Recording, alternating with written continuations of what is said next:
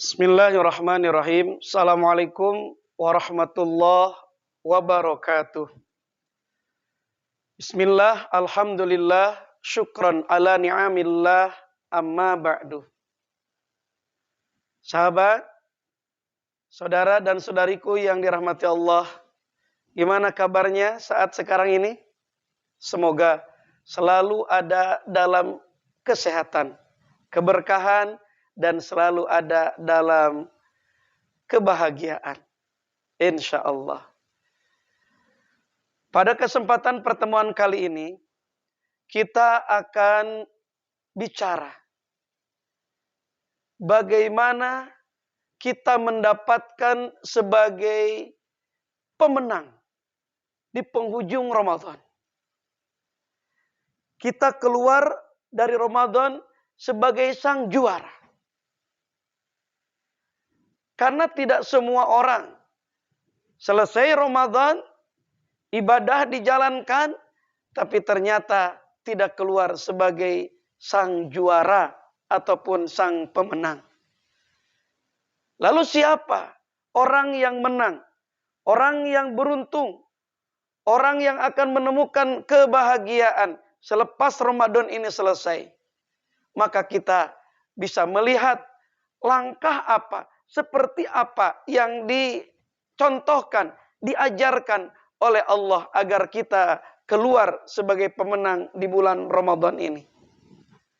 Maka orang yang akan beruntung, orang yang akan menang, orang yang akan mendapatkan kebahagiaan selepas Ramadan ini adalah Allah nyatakan dalam surah Al-A'la ayat 14-15.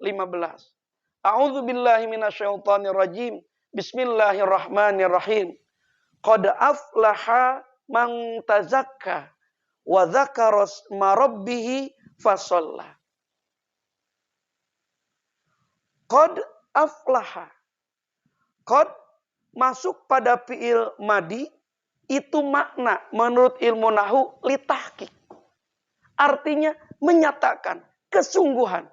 Qad aflaha, sungguh beruntung. Qad aflaha, sungguh menjadi pemenang. Qad aflaha, sungguh menjadi sang juara. Siapa? Man tazakka, dia seseorang. Tazakka yang mampu membersihkan jiwanya.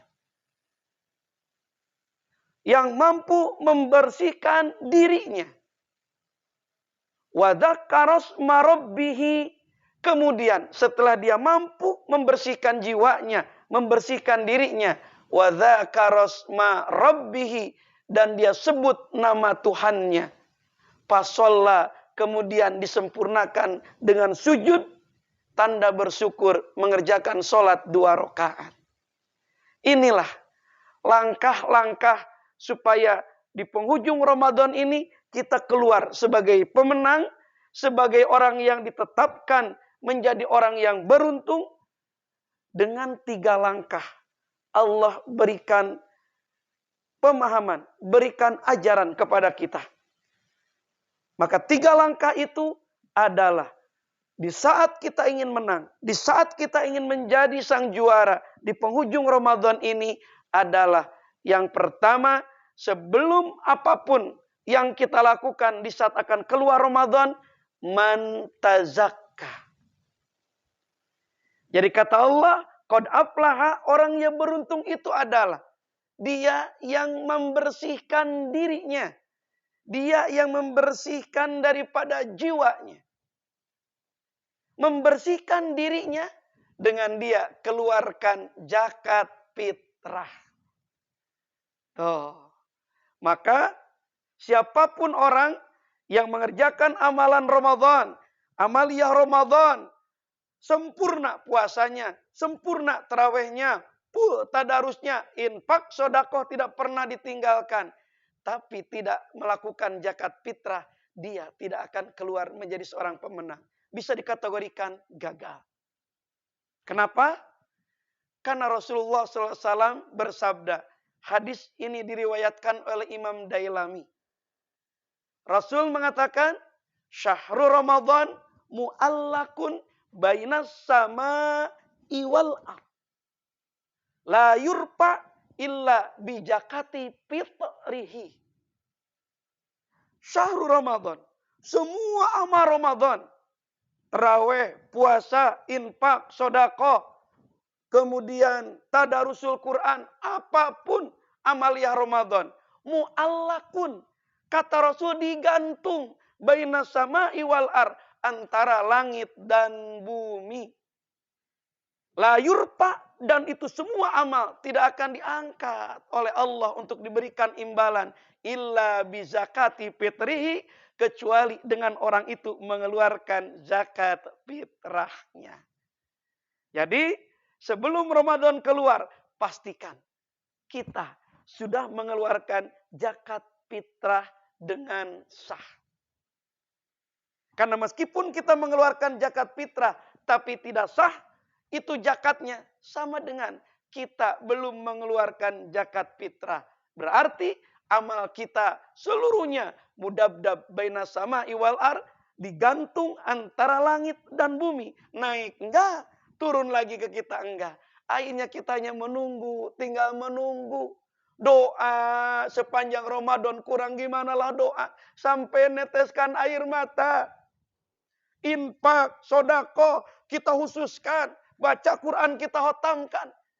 Tapi kalau zakat fitrahnya tidak sah, dipastikan amal itu tergantung antara langit dan bumi. Tidak akan naik untuk diberikan imbalan oleh Allah. Jadi kita selepas Ramadan tidak memetik hasil apapun. Berkah tidak ada. Nilai perubahan dalam hidup pun tidak ada dari hasil jeripaya ibadah Ramadan. Kenapa? Karena amalnya tergantung dengan zakat fitrahnya.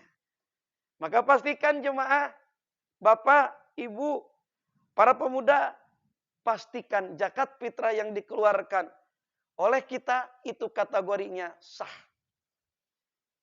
Kategori zakat fitrah yang sah, Rasul katakan hadis riwayat riwayat Sayyidina Umar Ibnu Khattab adalah keluarkan zakat fitrah dengan makanan pokok di negerimu, ukurannya 1 sa'. Waktunya awal Ramadan sampai imam sholat Idul Fitri memimpin sholat. Dan berikan kepada mustahiknya. Baru itu akan dikategorikan sah zakat fitrah kita. Ini untuk membersihkan diri kita. Sebelum keluar Ramadan, pastikan kita sudah tazakah. Kemudian, bersihkan pula jiwa kita. Bersihkan pula ruh kita. Dari apa? Dari semua khilaf, dari semua kesalahan, dari semua dosa yang sepanjang Ramadan mungkin kita ada salah yang dilakukan, ada khilaf yang kita kerjakan, ada dosa yang kita perbuat. Sebelum takbir bergema, sebelum mulut kita wadzakara asma rabbih, pastikan kita sudah membersihkan jiwa kita dengan minta ampun kepada Allah. Sebelum adzan maghrib terakhir di penghujung Ramadan, kita sudah meminta ampun kepada Allah atas semua dosa, khilaf yang kita perbuat sepanjang Ramadan. Andaikan ada salah yang sifatnya berhubungan dengan manusia, pastikan sebelum adzan maghrib di penghujung Ramadan, kita sudah minta maaf pada orang yang bersangkutan. Ibu lebih utama. Minta maaflah sebelum ditutup Ramadan dengan azan maghrib. Datang di pangkuannya, bersimpuh di pangkuannya, utarakan permohonan maaf. Apabila ada hilaf, ada sikap, ada ucap yang membuat kecewa ibu kita. Karena sehebat apapun kita, hebat Ramadannya, hebat amalia Ramadannya, tapi ibu kita kecewa kepada kita sampai ini Ramadan selesai, maka dipastikan Tuhan pun kecewa kepada kita. Kalau Tuhan kecewa pada kita, niscaya kita nggak bakal dapat apapun. Pastikan. Sebelum azan terakhir di bulan suci Ramadan, kita sudah mendapatkan, sudah menggenggam ibu, bapak, sudah memaafkan kita. Andaikan ada bersinggungan dengan kakak, dengan adik, pastikan sebelum azan maghrib Ramadan terakhir pun kita minta maaf. Kepada sahabat, kepada teman, kepada tetangga. Jadi jemaah, minta maaf, saling mengulurkan tangan dan saling menjabatkan tangan ini bukan habis sholat id. Tapi susunan yang Allah beri ajaran kepada kita. Qad aflaha, sungguh orang yang beruntung. Sungguh dia itu beruntung. Siapa? Man tazakka, orang yang mensucikan dirinya, membersihkan jiwanya. Jadi sebelum kita masuk pada kategori maghrib di penghujung Ramadan, kita sudah bersihkan diri kita dengan zakat, sudah bersihkan jiwa kita dengan minta ampun dan minta maaf kepada orang-orang yang bersentuhan, ada khilaf dan salah dengan kita. Baru itu pemenang. Ini kan Bu Ibu, Pak Bapak, Bang Abang berfokus bahwa saling minta maaf itu habis lebaran. Bukan. Lihat susunan ayatnya. Qad aflaha man tazakka. Bersihkan dulu diri kita. Jiwa kita.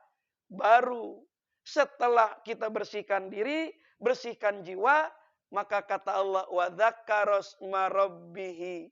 Setelah kau sucikan jiwamu, setelah kau bersihkan daripada badanmu, maka baru di saat adzan maghrib di penghujung Ramadan tiba, wa dzakkaras marabbihi, sebutlah nama Tuhannya dengan bertakbir.